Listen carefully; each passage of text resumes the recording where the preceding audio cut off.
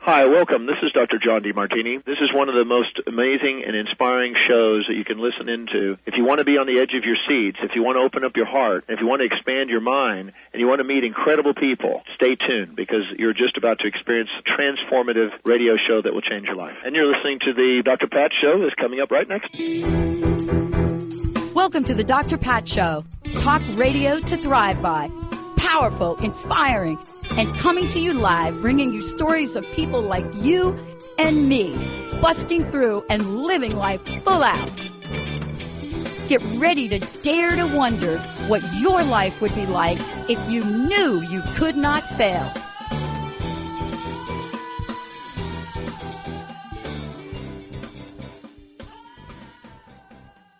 And welcome to the Dr. Pat Show, but I hope I'm not disappointing you by telling you she's not with us today. And I'm Richard Lawrence, and I have the great honor of trying to fill her seat on Transformation Talk Radio, also broadcasting live on KKNW, 11:50 a.m.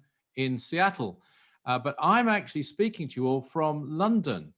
And I had the great pleasure of speaking to Dr. Pat only last week on this particular show. And I must say it was a fantastic experience because I've done literally thousands of interviews in various parts of the world, especially in Britain, but also all over in America and elsewhere. And I must say it's quite unusual to be interviewed by somebody who really bothers to research what they're talking to you about. And Dr. Pat certainly did that. And it was, as I say, a real pleasure. And I'm very delighted to be filling in for her as best I can today. We were talking then, of course, about contacts with the gods from space. That was last week. But I'm the host of the Spiritual Freedom Show, which broadcasts on Transformation Talk Radio. In fact, we're broadcasting on the first and third Saturdays of the month at 12 noon. So it's coming up in 2 days. So please do listen to the Spiritual Freedom Show. And we're going to be going into an interesting topic, which is karma. But particularly, I'll correct myself. It's Kundalini, I should have said there, and service and how they're linked together. Kundalini is an ancient mystical concept. You may have heard of it. You may not have heard of it. Lots of thousands and thousands of words have been written about it. Not all of them, I believe, correct. Not all of them, I believe, safe, actually. But nevertheless, it's a fascinating topic. But the main thrust of our show on Saturday at 12 noon is going to be service to others. And that's something we can all do. So please join us then. But today, actually, we're going to talk about karma. And I'm going to be joined, by the way, by my producer, or the producer, I should say, of the Spiritual Freedom Show, a good friend of mine, Darren Ball. And he's going to be joining us from time to time during this hour. And he's going to be, among other things, firing some questions at me, which I must tell you now, I don't know what they're going to be. I have no idea what they're going to be. Darren actually manages some of our websites, and also, as I say, produces the show and gets dozens of questions every week coming in about spiritual matters, and mainly actually from, is it true to, are you there, by the way, Darren? Let me introduce you straight away. Richard. Hi, Darren. Welcome to the show. And is it true to say that all these questions that you get, quite a few of them are from people who are quite new to spiritual things? Definitely, yes. But the whole spectrum, in fact, because I think not only do people discover our teachings at the beginning of their spiritual journey, but many people who've been searching for years, through all sorts of different schools and mystic teachings, they come across their Theory Society and bam, something that really, really resonates with them. Yeah, and of course, the Aetherius Society is the organization to which I'm secretary, and Darren's a key staff member there. And we'll be talking more about that as we progress as well. But today's show, we were calling it Richard Lawrence Talks Spirituality.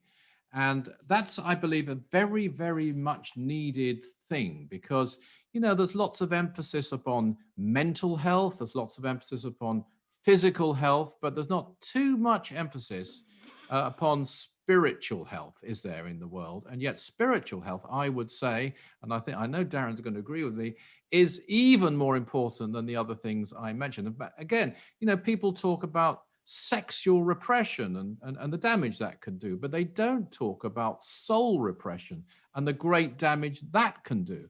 So today we're going to be focused on, we're going to try and restore the balance of it. We're going to talk about spirituality and its importance in various forms. And we're going to start off with karma because it's so misunderstood. It's a very, very misunderstood topic. I've written, I think it's 12 books now, and they've appeared in something like 10 languages, I believe. And of all the books I wrote, one of them was an international bestseller, but the second most popular of them all was the book on karma that I wrote, which I don't think is in print, actually. I think you have to go to Italy to get that now in Italian. But it was, something that really touched a chord, because I think it's something that people resonate to, Darren. I think people just instinctively know there's a force out there and something is at work. I completely agree. And I think it's, even if it was something that was consciously taught throughout our schools and our societies, it would transform the world that we live in. Yeah. So we're going to be looking at that, and we're going to be looking at, something else about karma that people always think it's bad. They say, oh, I'm getting some karma, I better watch out, and all that type of thing. And oh dear, you've got some karma coming to you, by which people mean punishment, revenge. But karma's a wonderful thing. It's a good thing. It's a liberating thing. It's a divine thing. It's the most spiritual of things. So I'm looking forward very much to getting onto that. The other thing we're going to really tackle is something I personally campaigned on for over 40 years, actually. And you might not think, well, this is spiritual. You might think, what's this got to do with spirituality? But I'm going to try and tell you exactly what it's got to do with spirituality, if I can. And that is the thing which is in the news every day at the moment. In fact, I noticed a big story just came out in the New York Times with President Obama did a podcast there. And that's UFOs and the coming release of information about UFOs by the Pentagon this month. I'll be telling you all about that and also what its spiritual significance is and what President Obama said about it. And he gave two predictions, actually. And one of them concerned defense and, the buildup of weapons on this earth. And the other concerned religion. So let's hang on for that, and let's see if there's any truth in what he said, and let's see what this really means, particularly from a spiritual point of view, because they definitely exist, by the way. I'm glad if you didn't know that, then it's worth tuning in today. It's not a game. It's not an invention by Hollywood. There's plenty of invention in Hollywood, but this is a real phenomenon, and that's something that the Aetherius Society, which Darren mentioned there, has stated since it was founded in 1955. I mean, I've been secretary of the Aetherius Society since 1979 in Europe. We're the oldest international UFO organization. I found one organization only that's actually older than us, that I've managed to track down anyway, and that I think is in Clevedon, and that's a local UFO society or spotting society or something. But internationally speaking, no one has campaigned more for longer on this worldwide than the Aetherius Society. So I think we're in a very strong position now when governments are finally admitting it's true, folks. Yes, okay, we lied to you. They do exist for us to be there and to look at what really matters, which isn't some craft, actually. It's who are they? What is their plan? What sort of intelligences are they? Are they friendly? That we can definitely answer. So that'll be coming up in the show. And I'm going to I think it's nice to focus on a spiritual hero, because there's so many spiritual figures that we all think of, and rightly so. I'm thinking of Jesus, I'm thinking of Buddha, Sri Krishna, Moses perhaps, and others. But there are some figures that aren't so well known and may not be in the league of those intelligences I've just mentioned, but did make a great contribution. And we're going to look at somebody called Madame Helena Blavatsky. Some of you have heard that name probably. Some of you, I'm sure, haven't. And it'll be a pleasure just to spend a few minutes telling you who she was, what she did, why she's important. And we'll be doing that as well.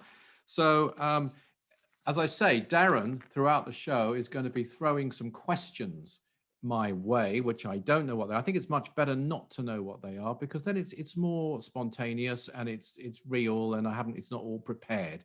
And as Darren mentioned there, you get lots of questions, don't you, Darren? You from all sorts of people on all sorts of topics. Right. So you know the kind of things that people are asking. And by the way, feel free to contact Darren. What's the best address for people to contact you at, Darren? Freedom? That's right. If we want to go to spiritual freedom at richardlawrence.co.uk, that's the main place that we receive questions that we read out on the show, actually. And that's a great way to hear that answer from Richard. And also, if you've got a story or an experience to share, we'd love to share those too. And we'll always answer your questions if we possibly can. If we can't, we'll tell you. But anyway, we've got time now, I think, before the break, for one question, if you would, please.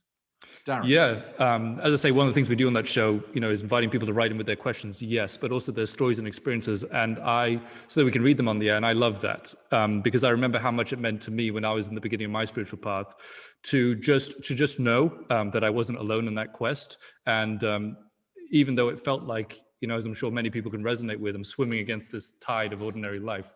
So I thought this person's question really resonated in that vein, and they asked us following. My quest is to seek answers to life. The daily habitual routine we call living cannot be all there is to life. The habitual routine we accept as a norm feels empty and dead to me. I need more. I need to feel connected to the energy source of the universe. Please help me with my quest so that I can start living again. And I thought, Richard, you might be able to give them something about how they may start. I'd absolutely love to. I just don't know whether I've got time to do it before the break. I think our producer, Benny Mathers, and Jacob are waiting to go to a break. So perhaps I'd better hold it over till after the break, and we'll all try and remember that question. What is it that can really give a meaning to your life rather than just ticking over and just, getting into some kind of a routine? So could we go to the break now, and then I'll come back with the answer.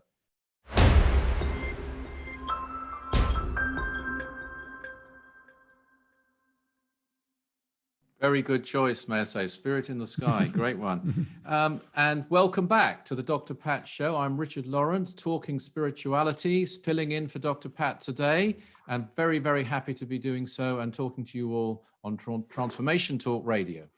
And we had a question just before the break, which Darren kindly came up with. Darren has so many questions up his sleeve. I'm surprised you could put your shirts on, Darren. You've got so many questions.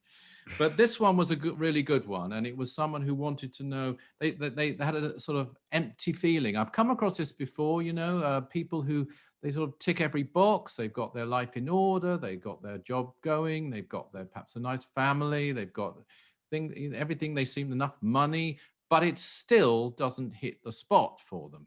And there's a certain emptiness. And I think a lot of us can relate to that. And this person's even asking, be connected to the energy sources of the universe, which is a fantastic thing to want to do. And the really good news I can give you, I don't think you're going to be hearing this probably on any other radio show today. I don't know, around the world, but hopefully you are. But I can certainly tell you, yes, you can connect to the energy of the universe. We can all do it. We can all do it all the time. In fact, we do it all the time, but we may not realize it.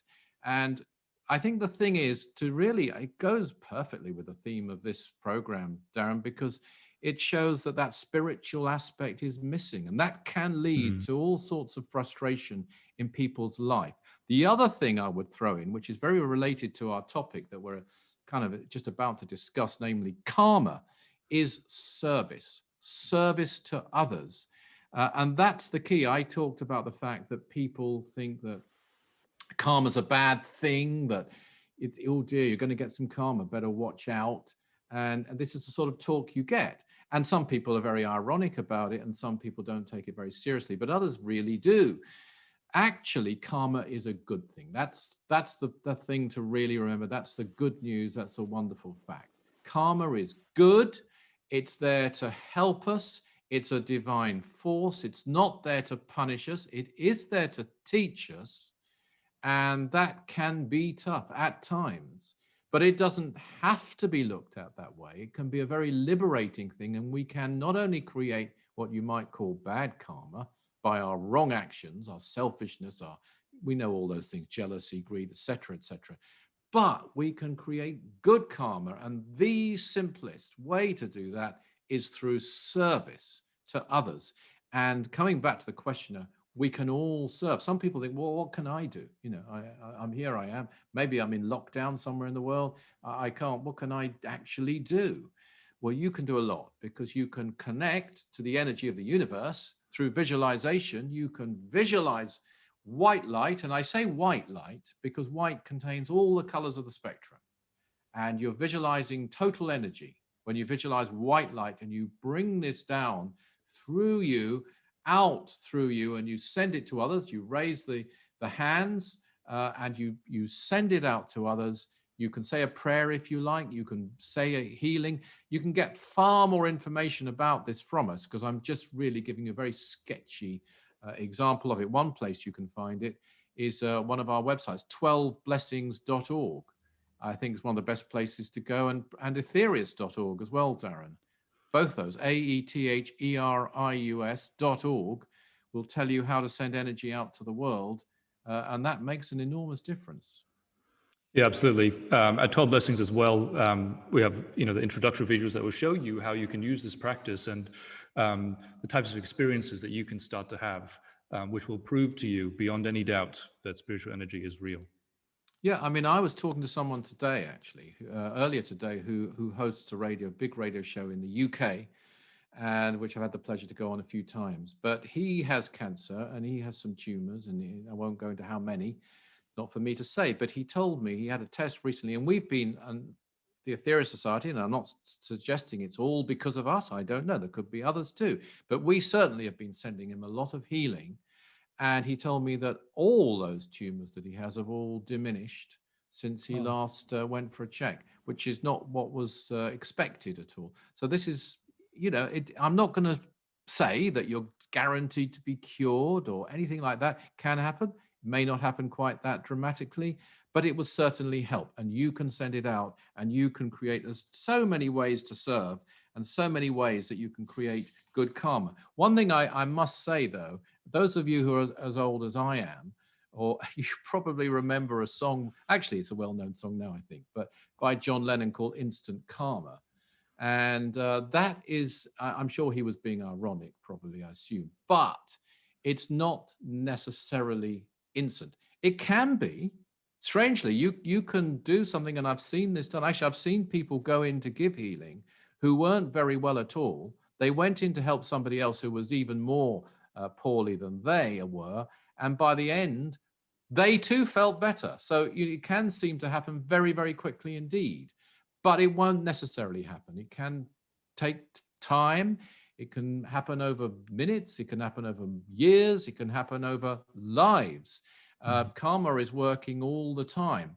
Actually, to be fair on John Lennon, although he was wrong on that point, he was clever, but wrong, I think. There was another great saying he had, and I've got to try and... life is what happens when you're busy making other plans. Now, there's a great statement that he made in one of his other songs, and that's true too. All the time, we are creating karma. All the time, we are changing things for better or for worse, and we're changing our own destiny. And one thing about Dr. George King, who was my teacher, who founded the Aetherius Society, who was, I believe, a very, very great master of yoga and of extremely enlightened intelligence. I'd call him an intelligence. He was, and I knew him very, very well. I spoke to him every day for probably 20 years, pretty much. But he was an absolutely outstanding individual. But he always stressed that we can manipulate our own karma, not manipulate anyone else, no, but manipulate our own karma. We can take it in hand. We have control over it. And he always said that of all the yogas, and he practiced several yogas and mastered several yogas, the greatest by far, and this is not what you'll find in ancient writings, is karma yoga. Matter of fact, on Saturday at 12 noon on Transformation Talk Radio is the Spiritual Freedom Show. And we're going to be talking a lot about service and how it can lead actually to your own development as well. And it really does lead to your own development. There are various sayings for karma. Probably the most famous is, as you sow, so shall you reap. Another one, what goes around comes around. And it really, really does work. But I'd like to go to you, Darren, now, because perhaps you have another humdinger of a question that you can throw our way. Well, since you've introduced this topic of karma, actually, I remember some years ago, I was leading a meetup group in a practice that we do virtually every day in the Theory Society called the 12 Blessings. And I remember afterwards, as we'd be talking about spiritual topics. And I remember distinctly one evening, we were talking about helping others, and this topic of karma came up.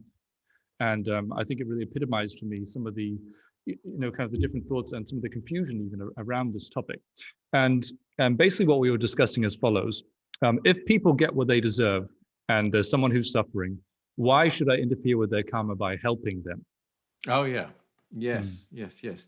Well, I've come across that. And you've even, I'm sorry to say, had certain movements I won't pick out a country, but in Asia, that have even encouraged that you shouldn't interfere with people's karma. And the answer is you should always try to serve, because you could be the karmic agent to help that person. Karma has to work through people, through things, through events.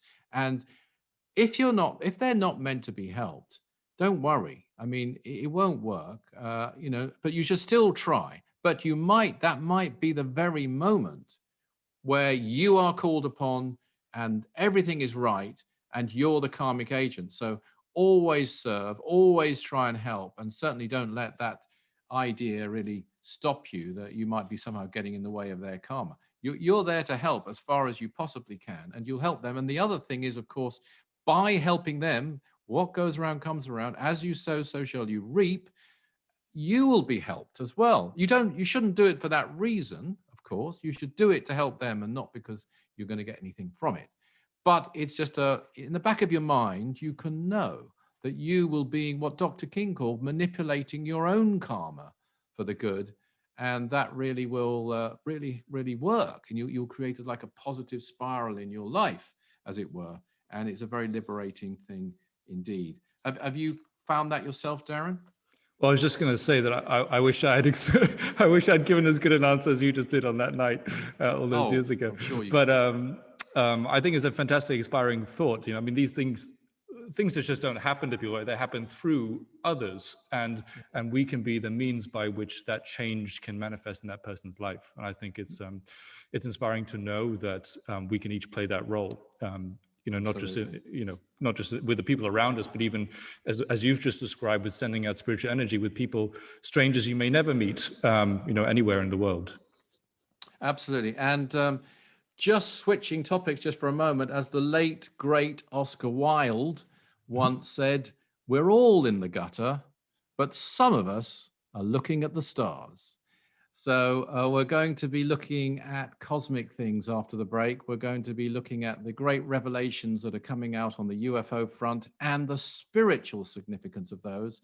A couple of the remarks that President Obama made 2 days ago. One of the things he predicted is that new religions will pop up. That's an interesting prediction there.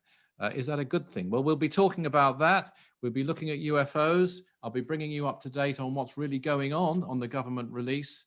And I think you're going to be fascinated, because it has a really deep spiritual significance. And over to you, Benny, for the break.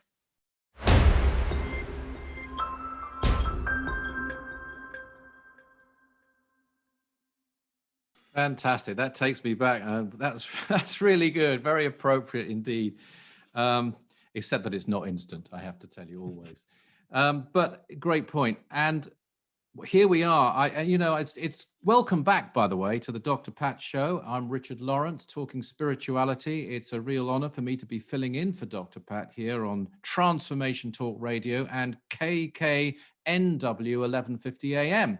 And how significant, Darren, that we should be broadcasting on KKNW in Seattle, because, of course, as I'm sure the listeners, many of them there will know, that is so close, just down the road, to the first ever flying saucer sighting. which took place over Mount Rainier in Washington State, of course, where you are, and was seen by one pilot, Kenneth Arnold. In fact, the very first paragraph of my book, UFOs and the Extraterrestrial Message, is all about that event, which took place in 1947 on the 24th of June. It's not, may I stress, the first ever UFO sighting. Far, far from it. UFOs go back hundreds of years, thousands of years, countless millennia, really, because nobody knows how old the Vedic scripts, that's the Hindu scripts, like the Ramayana, the Mahabharata, are. There's lots of debates and arguments. Some people say it's 5,000 years. Some people say they were passed down orally for hundreds of thousands of years. There are different opinions out there, and they are full, jam-packed full, I would say, of vimanas, which is a Sanskrit word which means a flying celestial vehicle. It's strange how these terms get changed. So it was flying saucers, thanks to the sighting just down the road from a lot of the listeners right now at Mount Rainier, because that's how Kenneth Arnold described it, as a saucer skipping across water. An upturned saucer, I think he said it was. I don't think flying saucer is the best ever description, but it's one that really stuck and has been used, and now it's mainly UFOs. And just recently, the American government in particular have renamed it Unidentified Aerial Phenomena. Why do they do that? To try and distract our attention away from it, of course. And so now they're called UAPs. No doubt there'll be another name at some point. I'd rather call them vimanas, I think. And by the way, let's not say just the Hindu script. The Bible is absolutely full, and I'm going to be controversial now. One of the best sightings ever recorded was, of course, the Star of Bethlehem. Stars don't hover over stables. I think we do know that. And the people who saw it, we're told, were wise. So we've got to believe them. They're very credible witnesses, 3 wise men, and there you have definitely what we'd now call a UFO. It was actually an identified flying object, wasn't it? Because they identified it, and it identified a particular place where Jesus was born. But this is a very ancient subject indeed. Now, the governments have covered this up.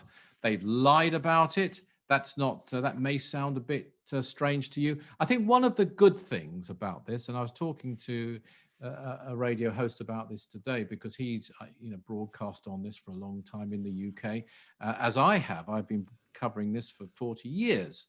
And at one time, there was a stigma. You were ridiculed, you were laughed at, you could hardly say the word. But now it is being taken seriously. And suddenly people are coming out of the woodwork, as we say in England, who've never said a word up to now. And one of those is President Obama, your previous president, if you're American listening to this. And he came out 2 days ago and he revealed that he definitely believes in UFOs. He's absolutely certain that there's, and this was to the New York Times in a podcast. I have the transcript of the podcast.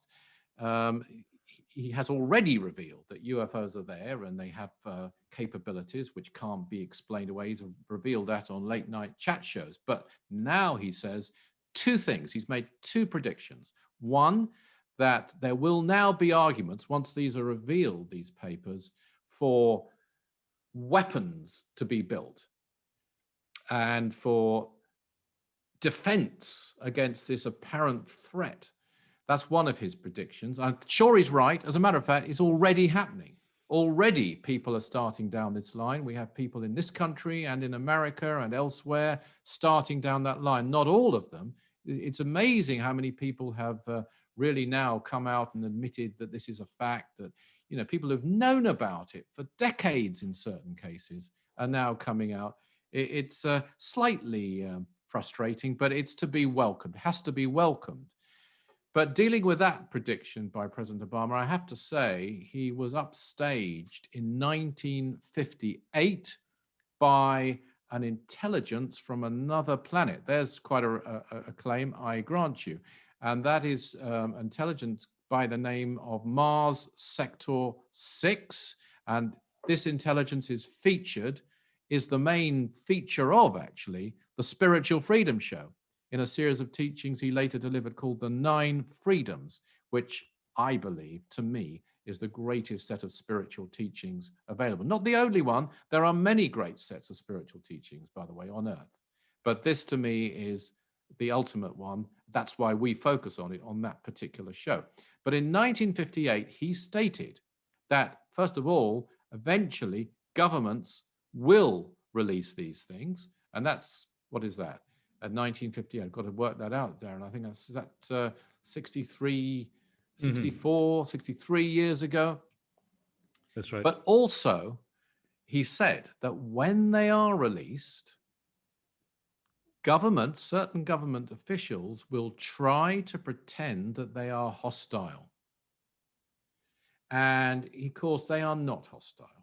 That's another really good bit of news you're hearing on this radio station today. They are friendly. And it's really absurd, if you think about it, to suggest they're hostile. They've been watching us, sighted for thousands and thousands of years.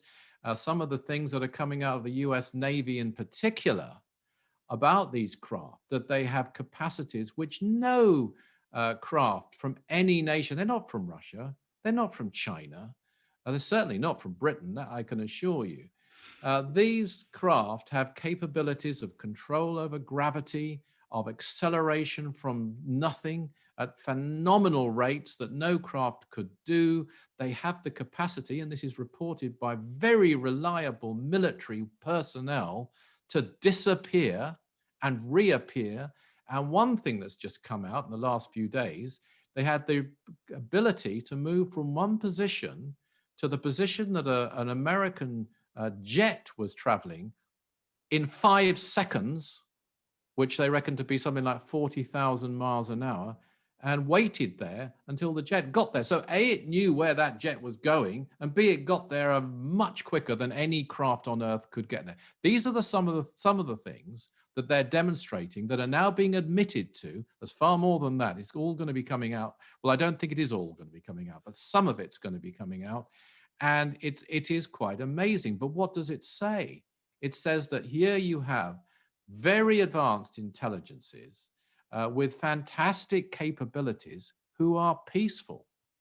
I mean, we have been saying this. And before me, the Aetherius Society was saying this. In 1958, the Aetherius Society took a petition to the British government demanding the truth. I took a petition to a government led by a lady called Margaret Thatcher in 1979 demanding this truth. It's been going on, and let's hope we're on the verge of it, but let's watch out for that danger, that warning, that prediction made by Mars Sector 6 63 years ago and hinted at by President Obama 2 days ago, somewhat later, must be said, but better late than never, that some people might start now to pretend, and it is a pretense, that they are hostile when they know they aren't. If they were hostile, actually, Mars Sector 6 said it brilliantly. He said, if we were not friendly, you would not exist. It's as simple as that. It wouldn't even be difficult for them with their capabilities to get rid of us, to take over the planet. They don't want to do that. These are advanced spiritual. This is where I told you there's a spiritual aspect to this. They are spiritual intelligences who are coming here and have come here through the ages to help us. And again, to be controversial, it's our belief in the Aetherius Society that Jesus came from another planet, hence the Star of Bethlehem, that Buddha came from another planet, that Sri Krishna came from another planet. Actually, it's a very unifying thing, this. Moses came from another planet. Lao Tse came from another planet. Confucius, Patanjali, certain of the great, not all, but certain of the great spiritual figures through history have come from other worlds to help us, because they know, far better than any of us know, that the spiritual solution is the only lasting solution. The other things, if you look at peace deals that are made around the world, let's look at the sad situation in the Middle East. And it's been going on for over 3,000 years, let's face it. And every now and then, politicians manage to get a peace treaty. There's one right now, thank goodness. Every now and then, some people use finance to bring a certain change, but these things don't last. But if spirituality comes into play, people don't want war. They don't want to kill. There's too much love in their hearts.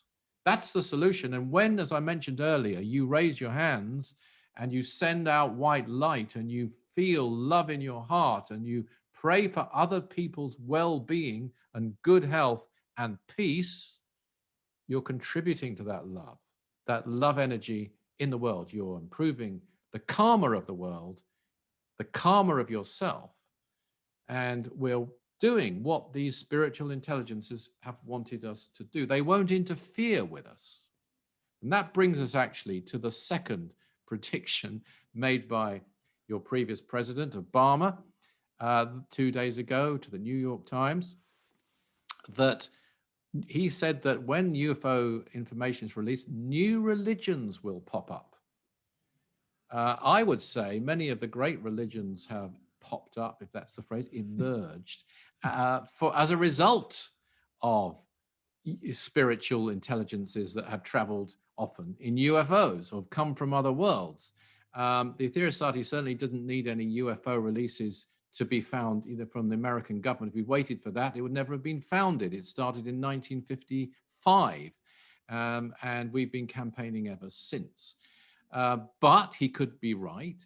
And also, I don't think it's necessary to start a new religion. I think in the case of Dr. George King, as I was telling Dr. Pat, he had contacts with the gods from space, which are completely genuine.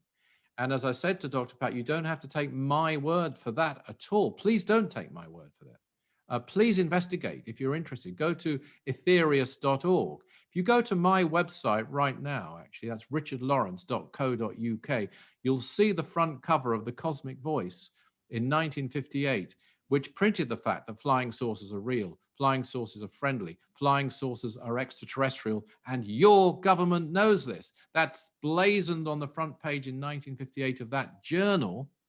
Flying saucers, of course, the term being coined about 80 miles from Seattle. Let me come back to that again. But that was said then. We don't need particularly new religions. What we need to look at is the genuine contacts, the people who have been in contact. But where there are traditional religions, they will have to, I believe, adapt to alien existence. It changes everything. It means, well, what does it mean to the theology of any particular religion if there are planets throughout the universe and not just physical level or physical manifestations, multi-dimensional levels of existence? You could go to Mars and not see any life there other than basic vegetation, but there is life there, I believe.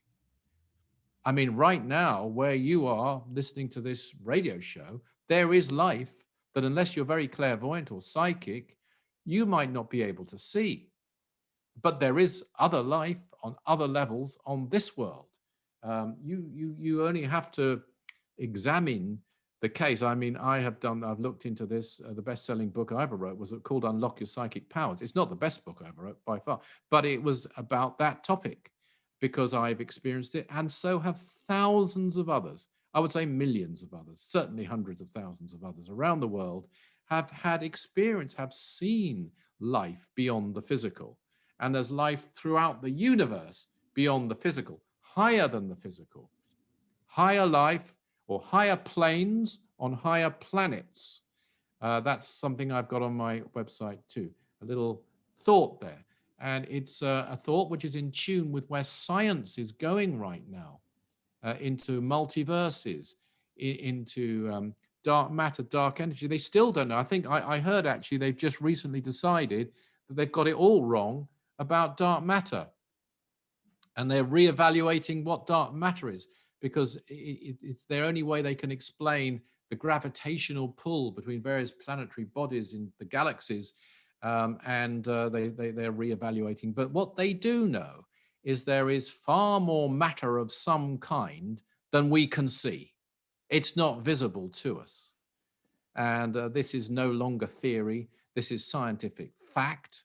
And it's something that Dr. King spoke about in the 1950s. He always said that the life on other planets in this solar system is on higher levels, if you like, on spiritual levels. And you know, it's to be welcomed. The religions do reevaluate where they stand in the light of alien life on other planets. I know the Pope has said he will baptize a Martian, or he's willing to. I don't think there are any Martians, I can't speak for them, who'd need that, require it, or want it.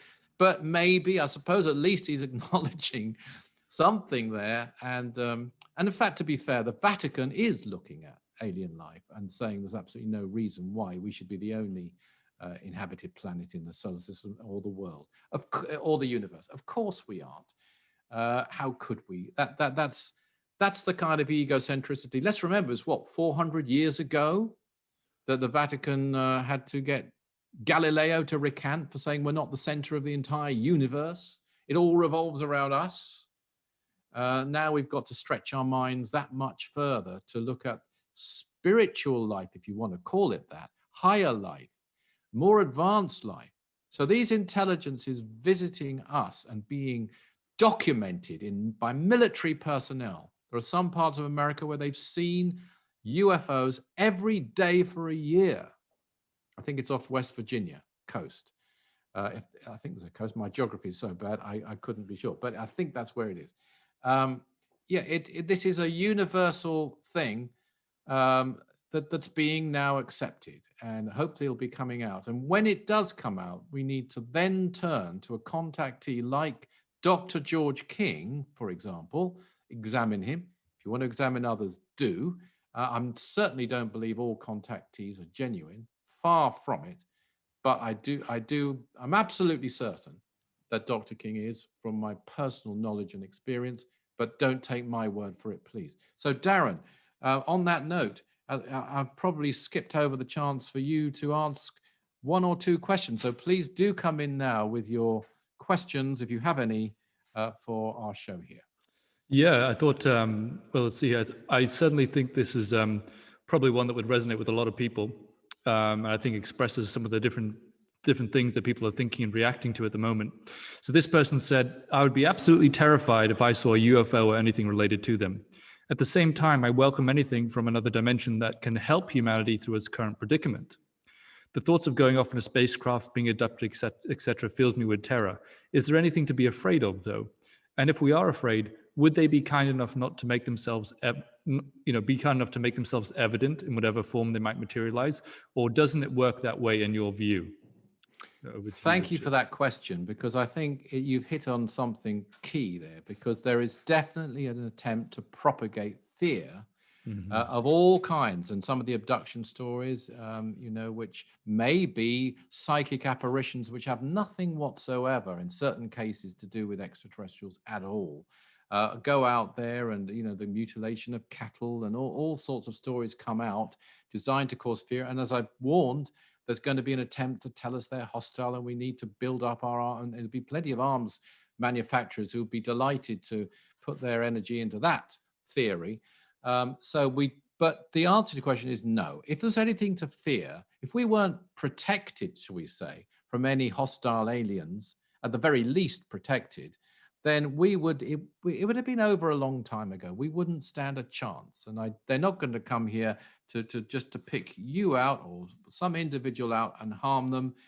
They are patiently waiting for humanity to change. It's a very positive message. I don't think you could go anywhere better than the Aetherius Society website, actually, Aetherius, AETHERIUS.org, to really look into that. And as I say, do tune into the Spiritual Freedom Show on Saturday at 12 noon. I did mention I was going to just touch on a spiritual hero of mine, and I'd like to do that if I may. And that's Madame Helena Blavatsky. I'm completely changing tack here, folks. Sorry, we've swerved in another direction, but not completely in another direction, actually, because she was talking about something different but linked. And that is Ascended Masters. Now, Madame Helena Blavatsky, if you've never heard of her, just very briefly, was a Russian divorcee. She was married to a much older man against her will, fled, ended up living in Victorian England. So we're talking well over 100 years ago now, under very, conservative and prejudicial, moralistic climate in Victorian England, and yet she radicalized spiritual thought among many, many thousands of people. And she was one of the founders of the Theosophical Society. She talked about ascended masters. We now are talking about cosmic masters in this show, but she was talking about intelligences such as the Lord Maitreya, such as Count Saint Germain, such as Master Kuthumi, and others who are ageless, who live among us on this earth. And she received communications with them, and she put this out in a very hostile climate indeed. She was attacked, she was vilified, sometimes she still is. Many rumors have been spread against her, but yet she had the guts to say something which turned out, I believe, to be completely true. I've had the pleasure to speak at Theosophical Society headquarters in London, in Manchester, and elsewhere, and so have other people from the Aetherius Society. We're not part of that organization, but they did do some very pioneering work, and it was all started really by Madame Helena Blavatsky. So you'll find more about her if you're interested in looking up that particular spiritual hero. So Darren, before we finish, perhaps you have one more question before the show ends. Yeah, I thought this one could tie the show together in terms of our earlier discussion of karma, and now what you've talked about UFOs. And this was a question from a very perceptive listener, if I might say, who asked this question. So, if we're encouraged to help others as much as possible, but you also tell us that these enlightened beings from another world in our solar system can only help us so much, how come? What's the reason for that? And that brings us back exactly, thank you for that question, to where we started, which is karma. That's a great link up between karma and UFOs. They follow the law of karma exactly. They won't interfere with us.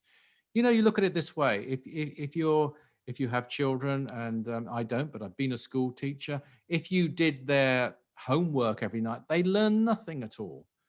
They will go so far. They've helped us immensely, particularly with the nuclear problem. You'll find much more about this through the Aetherius Society, but they will only go so far, because to go further would be to force us to change, to interfere with us, to rob us of the greatest thing we have, which is our free will. It's a great thing, free will, but the purpose of free will is to give up free will. There's an irony in there, there's a paradox in there.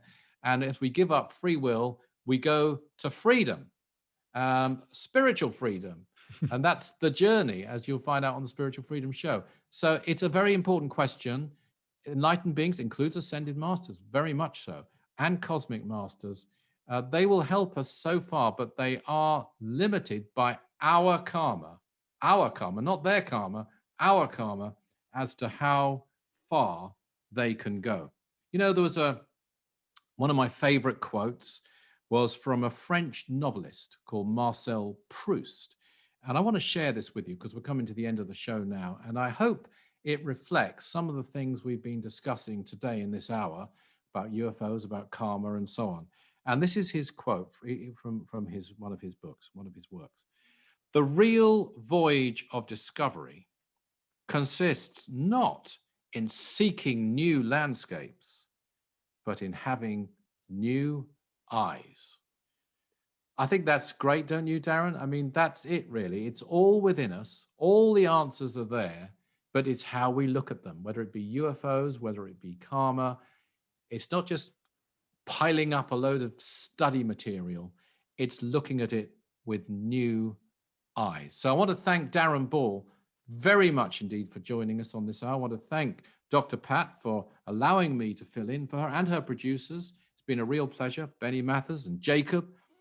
This is Richard Lawrence talking spirituality on Transformation Talk Radio and KKNW 1150 AM. And don't just forget those words of Marcel Proust as we come to the end of the show. The real voyage of discovery consists not in seeking new landscapes, but in having new eyes. Thank you very much for listening.